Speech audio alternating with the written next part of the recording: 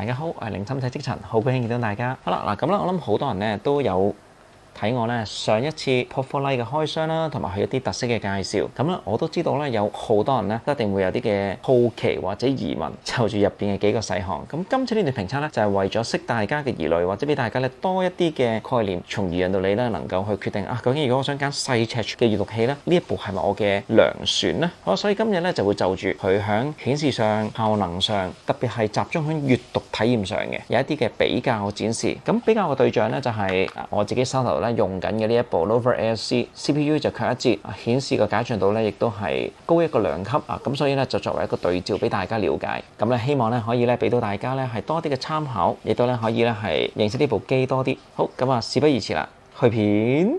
下低呢一部黑色嘅 Port4Lite 啦，咁啊進行緊1小時 YouTube 嘅電量測試，咁睇下咧連續播放1小時嘅 YouTube，佢咧會耗幾多 percent 電，俾大家知道咧佢嘅內電量。好，咁我哋就靜心等候結果啊。播 YouTube 呢一度咧，我就設咗藍色燈50%，由於咧佢本身冇喇叭嘅，咁我熄個聲。經過1小時 YouTube 嘅播放之後咧，呢部黑色嘅 Port4Lite 就剩翻71%，即係話咧係用咗29%。咁計翻咧，即係話大約播放 YouTube 3小時多少少嘅時間咧，部機就會冇電啦。咁以電量嚟講咧，佢確實係細電啦，唔算襟。好嗱，咁呢個環節咧，我會俾大家睇一睇呢一部 Port4Lite 佢響開啓唔同檔案嘅時候，佢嘅速度如何？因為呢一部今次咧係講緊 CPU 有一個嘅節減啊嘛，攞嚟做對比嘅係呢一部 Lenovo ASC 咧，咁佢用662，咁呢一部咧用最新高通嘅2290，響開啓唔同嘅檔案當中咧，嗰個表現又會唔會有好大嘅唔同咧？咁俾大家咧有個概念。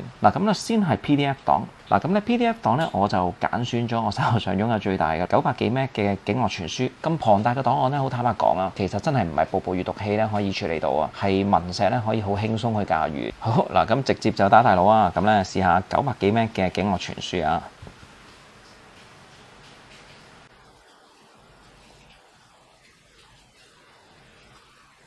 嗱，咁咧會見到速度上咧確實有一個幾明顯嘅差距。嗱，咁一進入到嚟咧，要讚一讚兩邊咧都已經咧存取晒咧成本書嘅頁數，因為之前有啲檔案如果比較大嘅話咧，呢一度咧就會仲係一路載入中嘅。咁試下翻頁咯。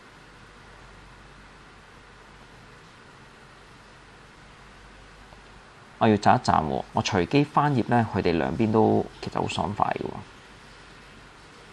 即係你見轉頁嗰度咧，都係閃一閃，跟住就可以到啊。咁即係呢一部喺嗰個閱讀上 PDF 嘅表現咧係相當唔錯。好啦，咁試下跳目錄啦。好，例如跳同一集啊，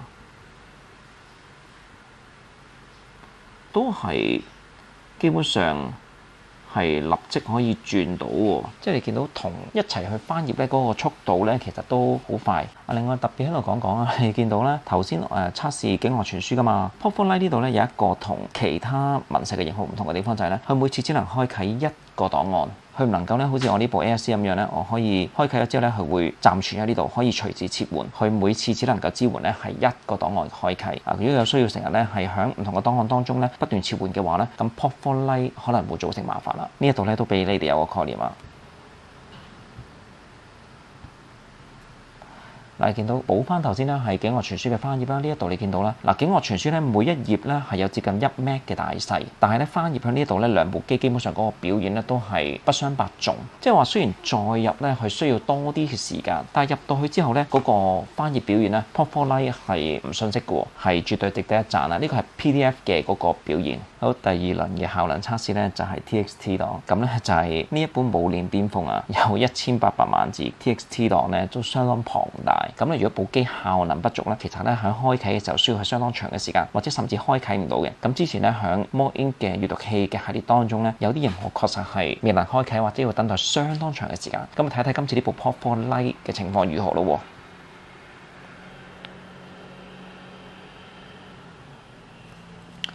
嗱，咁你見到咧 ASC 已經搞掂啦。咁啊有驚喜喎，呢部 Port4Lite 咧都係遲一個拍子，哇！其實咧都好快已經進入咗咯。嗱，跟住你見嗱，由於部小説太龐大啊，嗰個頁數咧仲 jam 緊出嚟嘅，兩部都係嗱，你要見到啊，當呢邊咧仲喺度咧載入中，未有個具體嘅頁碼總數喺度嘅時候咧，咁係唔能夠做跳頁嘅。但係其實其他操作都仲做到嘅，你見到。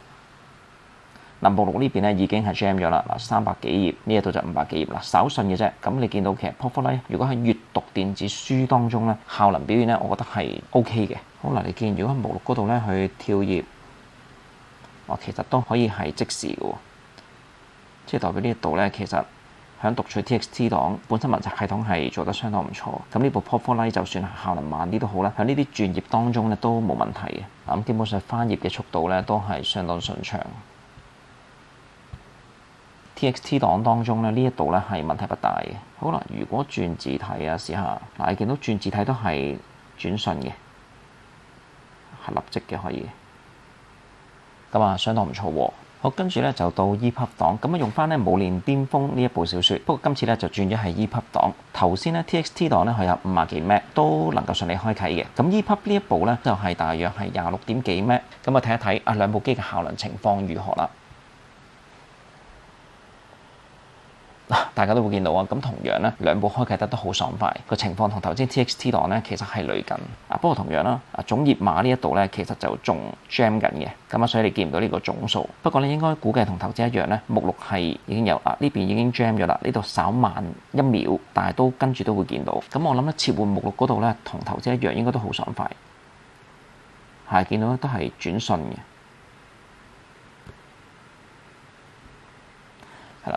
跟住轉字體，同樣都係立即嘅，係啦，呢個位置切換橫直排都係即時嘅。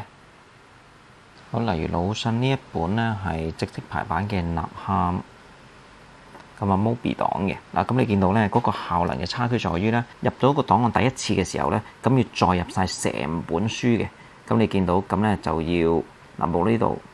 咁 ASC 咧會率先咧已經 jam 到，佢總數係273頁嘅，而 Pop4Life 呢度咧就仲緩慢再入中。閱讀上其他咧問題不大嘅，但係喺呢一個位置第一次開啟嗰本書咧，再入成本書嗰個總頁數嘅時候咧，呢一度咧就會見到 Pop4Life kick，而 ASC 咧就好爽快處理咗。呢個咧就係個 CPU 嗰個差距。咁如果嗰本嘢好大嘅話咧，連 ASC 都需要好長時間先再入到總數嘅話咧，咁 Pop4Life就會用更加長嘅時間。雖然唔影響你閱讀嘅，你可以繼續轉目錄呢一度，你見到轉目錄依然係好爽快嘅。你見到呢邊仲再入中，終於再入完啦。咁所以咧效能嘅差距喺呢個位置咧會呈現到嘅，咁都俾觀眾咧有個概念啊。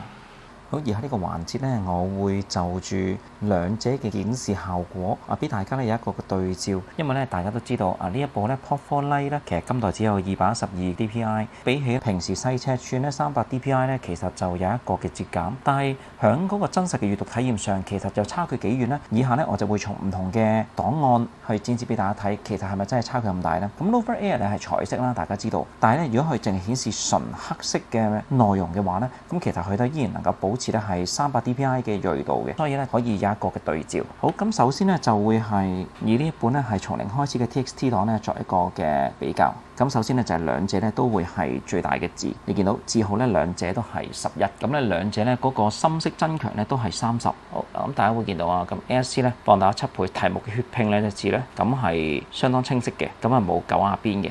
好嗱，咁咧嚟到咧 Pop4Life 呢一度咧，見到嗰啲字咧基本上都清晰嘅。不過咧，如果咧再仔細睇咧，會見到邊緣嗰度咧有少少模糊狀嘅，即係嗰個鋭利度咧會係冇咁強嘅。不過咧，佢嘅字就深色啲。呢個咧有可能因為 ASC 本身係有一張彩色濾光紙啦，另外我仲加咗 Doodle 嘅嗰一張濾紙膜，咁咧喺兩重嘅折減之下咧，字嘅深色程度咧咁就冇 Pop4Life 咁明顯嘅。對比度越強嘅話咧，咁閱讀上咧其實係會舒服啲嘅。咁所以咧佢字呢一度咧就相對冇咁清晰，但係就深色啲。好，呢個係 TXT 嘅狀況。好，跟住咧係到 Mobi 檔嘅展示，我就用咗魯迅嘅《吶喊》呢個第7篇約，可能有啲同一代嘅都有讀過喺高中嘅時候。好啦，咁同樣咧放大7倍睇一睇個效果，見到個標題約咧，好嗱 ASC 呢邊咧個情況咧同頭先 TXT 檔嘅情況咧其實一樣，字係清晰嘅，邊緣咧都係順滑冇狗牙，不過咧個字咧嗰個黑色咧就相對冇 Pop4Life 咧咁深。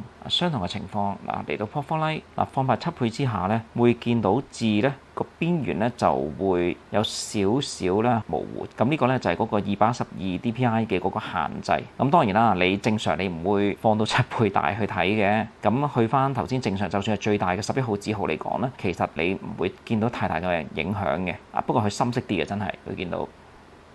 好，跟住咧就係到咗 EPUB 檔，咁我揀選咗咧係白先勇嘅台北人咁啊，金大班的最後一夜係一篇咧我相當喜歡嘅小説講金色對比，可能遲啲香港都可以有一個金色對比嘅小説如果有一啲嘅作家去寫嘅話，都可能係一個題材，一個靈感啊。好嗱，咁同樣放大7倍去睇嗱，見到標題嘅金大班喺嗰個清晰度上係冇問題嘅。嗱，到 Pop4 Lite 個情況咧，同頭先都一樣深色啲，不過咧邊緣咧就會相對咧冇咁鋭利，有少少模糊雖然咧唔嚴重嘅，放大到咁大咧先至見到，但係咧會見到咧係有少少嘅差距嘅。好，咁跟住咧呢個環節咧就到 PDF 檔，咁我就開翻《境外傳書》啦，同一頁都係第55卷啊。咁呢一度咧你見到咧呢一邊嗰個印章對照下。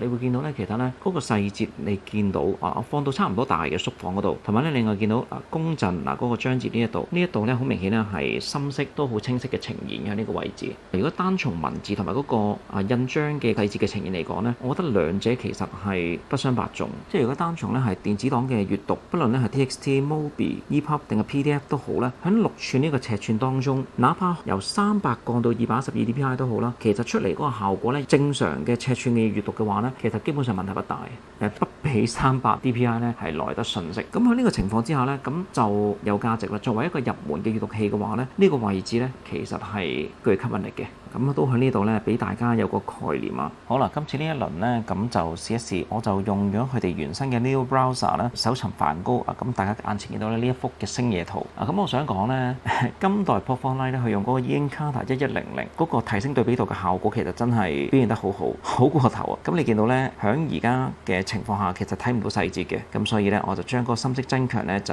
調至0先啊。而 ANC 呢一度咧，佢嗰個顯示效果，我覺得係相當優秀，可以好呈現到嗰個油畫嘅質感。好啦，咁呢兩幅圖咧，我都已經係下載咗嗰個高清圖，咁開嗰個 JPEG 檔睇睇啊。好嗱，大家睇睇嗰個細節比對啊，喺咁細嘅屏幕當中咧，咁佢嘅細節睇落去其實係整體效果係 OK 嘅。咁我哋放大睇睇。好啦，強烈嘅油畫嘅嗰個不足咧，喺兩部機我覺得都呈現到嘅。不過咧，你會見到咧 ANC 咧細節會多啲，呢一度咧就會相對咧就冇咁多細節嘅呈現嘅，但係我諗以6寸嘅螢幕嚟講咧，呢一個顯示效果，我覺得都幾收貨。例如下方嘅村莊啦，係啦，咁俾大家咧有一個比對喺呢一度。好嗱，咁咧補充少少閱讀以外嘅體驗俾大家咧了解多少少。咁而家咧我咧兩部機都登入咗 Google Play，大家會見到Pop4 Lite 呢一度咧呈現顯示嘅時候，滑動咧都尚算順暢嘅，兩部機都同時用咗咧係快速刷新模式，但係咧 Pop4 Lite 呢一度咧顯示上咧就會粗糙啲嘅。咁呢個係較呢個刷新模式之後咧，響較低嘅解像度之下造成嘅限制。兩部都快速刷新之後咧，刷動其實咧都係有啲分別嘅。ASC 係會順暢啲嘅，而 Pop4 Lite 咧係會相對咧就有少少叻嘅。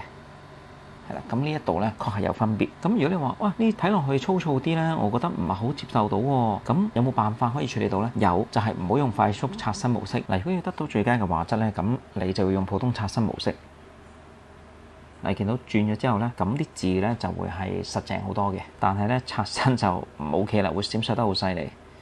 咁所以咧，如果你想係順暢地用呢啲 App 嘅話咧，你一定要用最少快速刷新模式，先至能夠咧係可接受。但係不論係字體定係圖案嘅清晰度上咧，就會有所犧牲，就做唔到好似 ANC 咁樣咧。就算係用快速刷新模式都好啦，基本上字同畫咧都清晰嘅，係殘影多咗少少嘅啫，比較明顯。咁所以呢一度咧都俾大家好快速有個概念啊。好啦，咁亦都簡單咧播放 YouTube 俾大家睇睇個效果。如果要播影片咧，兩邊咧其實都最少要用極速模式，因為如果你用快速模式嘅話咧，個殘影會比較明顯嘅。好啦，咁會見到兩部都用極速模式之下咧，其實響呈現文字你見到我嘅影片嗰個字幕呢一度咧係睇得清晰嘅。我諗喺黑白技術上咧，始終係叫做成熟啲啦，哪怕係解像度低啲都好啦，嗰個影片咧出嚟嗰個效果咧，我覺得都係理想啲嘅。流暢度同埋嗰個畫面咧，其實我覺得得都絕對係可接受，即係喺 Pop4Lite 呢個情況上，我就留意到一點咧，用 Pop4Lite 播放影片嘅時候咧，佢會有一個唔係成個畫面嘅閃爍，而一路閃下個畫面呢個情況，睇落去其實有啲唔舒服嘅。咁呢個唔知會唔會係將佢轉咗做極速模式之後咧所產生嘅後果啊？咁所以喺呢個情況之下，我唔建議大家咧長時間用 Pop4Lite 咧嚟睇片。不過偶一為之嘅話咧，都尚算可接受嘅，效果係可堪一用嘅。咁呢度都俾大家嚟有一個對照，有一個概念。嗱，打開動物 App 咧會有個好有趣嘅發現，就係 Pop4Lite 係用 Android 11，但係依然咧會有唔支援嘅呢一個提示。我初時咧響之前嘅評測片咧入邊咧係試過，我以為係升咗做 Android 11嘅文字閱讀器咧，打開 Readmoo 嘅 App 咧就會冇咗呢個提示。但係唔知點解 Pop4Lite佢又倒翻轉頭有呢個提示啊，即係代表可能未必係關呢個 Android 版本事。好嗱，兩部咧都用呢個快速刷新咧，保持個流暢度。咁睇一睇咧，開啟本書咧，兩者效能上有冇差別？咁試下劉廣成呢一本被消失的香港，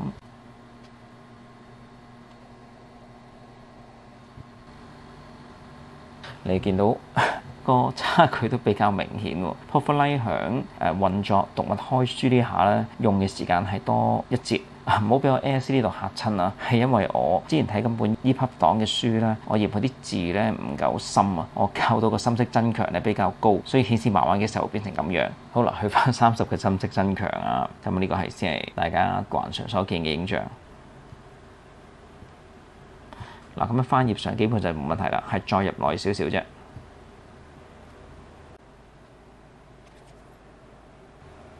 打開嗰個流動格式嘅書咧，去到章節嘅最尾嗰頁咧，去到新章節，咁讀物嘅啲書咧要再入嘅。咁睇睇兩部喺再入新章節上，基本上你見到咧都好爽快呢個位置。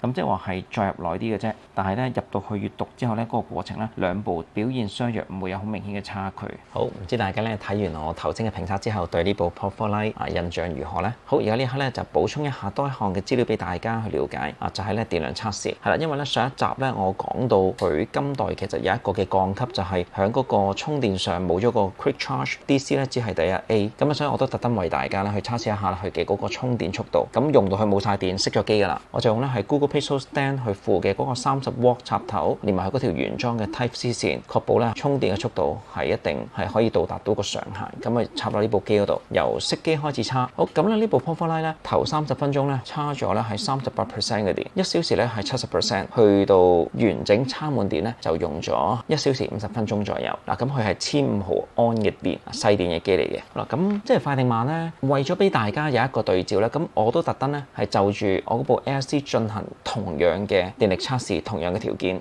同樣嘅插頭，同樣嘅線。ASC 佢係2000毫安嘅，佢頭30分鐘係叉咗37% 電，1小時嘅時候咧係77%，去到大約係75分鐘左右嘅時候咧，佢咧就充咗90% 嘅電。咁睇落去其實佢係真係快過 Pop4Lite 嘅。不過咧有趣嘅係臨尾呢10%，佢差唔多用咗咧係43分鐘先至充完，結果咧佢完整充晒2000毫安咧係用咗接近2小時嘅。所以咧如果你用 ASC 嘅話咧，你冇充爆佢，咁中間嗰幾10%咧，其實啲電係充得幾快嘅。咁所以咧喺呢一度做咗一個測試之後咧，會見到 Pop4Lite 去充電上咧真係相對慢啲嘅。有呢個快充3.0技術嘅 ASC 咧，又真係會快少少嘅。唔計最尾嘅10% 嘅券流得太犀利嘅時候，俾大家多一個參考。好啦，咁所以咧喺呢一度咧就可以進一步延伸上一集嘅提問究竟乜嘢人適合買呢部 Pop4Lite 咧？咁其實結論係冇變嘅。喺預算上顯示上，你見到如果你真係集中係諗住一部細尺寸閱讀文字為主嘅閱讀器嘅話咧，呢部 Pop4Lite 咧確係一個係好選擇嚟嘅。結論係冇變嘅呢一點，因為咧透過頭先嘅評測，你會見到啦，喺顯示文字上咧，由於佢屏幕細，咁咧哪怕咧個 DPI 咧係低咗，係212 DPI 都好咧，咁但係其實都睇唔到嘅。你正常你唔會將嗰個字放到雞乸咁大，仲要我再另外用相機7倍放大，其實你只會見到嗰個狗牙邊，因為正常嚟講咧，嗰個鋭度真係相差不遠。但係如果你真係諗住攞呢部機攞嚟咧，瀏覽網頁喺嗰個順暢度上，同埋咧喺嗰個清晰度上咧，用 App 就會爭啲啦。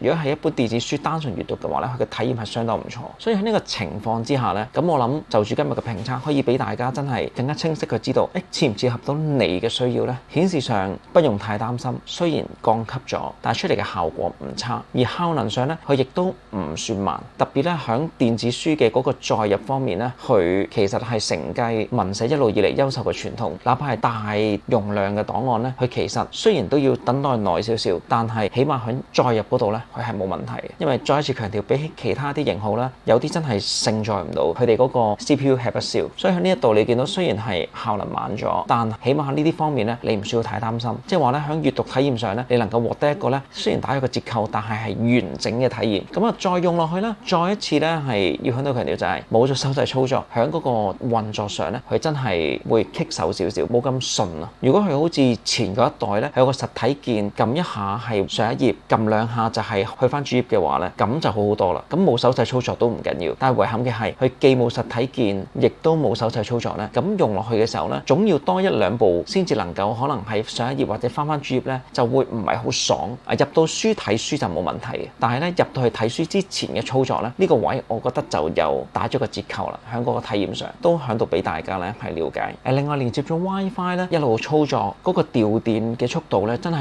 會有感嘅，係會真係相對快。咁呢一個咧其實上一代都係，即係 Port 3或者 Port 2都係。咁所以咧呢一度咧我都係建議咧，除非你係真係要連住網上網睇小説，或者再做啲乜嘢操作都好啦。如果唔係嘅話咧，可能單純睇書嘅話咧，熄咗 WiFi 係會好啲嘅。喺度咧係特別一讚就係咧，佢今代用咗呢個 Encarta 1100咧，佢嗰個深色嘅提升咧真係好有感。之後咧我自己再試就係咧，我就係要喺 ASC 嗰度睇讀物嘅書啦。咁我就嫌又比較之下，佢真係淡色啲啊，唔夠深色嗰啲字。咁我就將個深色增強咧，我係由30提升到90左右啦。出嚟嘅效果咧，都其實冇 Port4 Lite 咧嗰種深色得咁清晰，咁讓我印象深刻。咁所以咧，其實咧，如果單純睇文字嘅話咧，今代1100嗰個嘅顯示效果咧，我係讚賞嘅。文字嘅嗰個深色嗰個純黑咧，你會好清晰，好有感，又比較真係有上喺呢一點上。咁今次呢一點咧就 Port4 Lite 係贏啦，真係。咁所以咧，結合頭先嗰幾點，我諗都可以俾你有一個清晰嘅思考位，就係 Port4 Lite 適唔適合你，針對你嘅使用嘅途徑、你閱讀嘅來源同埋你嗰個應用，我諗咧足夠俾到你去落決定。以一部入門機嚟講，佢絕對唔差，甚至某啲嘅位置咧係優秀。好啦，咁假如咧你覺得呢段片咧係幫到你嘅話，希望你可以俾個 like 我啦，因為呢個係一個對我最大嘅支持。另外，如果你喜歡呢一類咧係 E Ink 產品嘅開箱、教學、評測嘅話咧，咁啊誠意你可以咧訂閱我嘅頻道，撳埋隔離個啷啷，咁咧有新片嘅時候咧，你就可以第一時間睇到。好啦，咁就住今日呢一段 Port4 Lite 嘅片咧，大約到呢一度啦。咁啊，客戶預告我自己有啲期待嘅就係咧，讀物嘅 More Ink Plus 2咧嚟到香港啦。咁我都會借機嘅，咁啊到時會有開箱，會有評測，轉一轉啦，唔再係文石，去到讀物嗰度睇下呢部新機咧會唔會俾我有驚喜，實機嚟到手再為大家咧係測試，敬請期待啊！好，咁今日呢段片嘅內容咧，大約就到呢一度啦。感謝你觀看到呢一度，希望下一次咧嗰段片咧都能夠見到你。咁今日就到呢一度啦，各位觀眾，拜拜。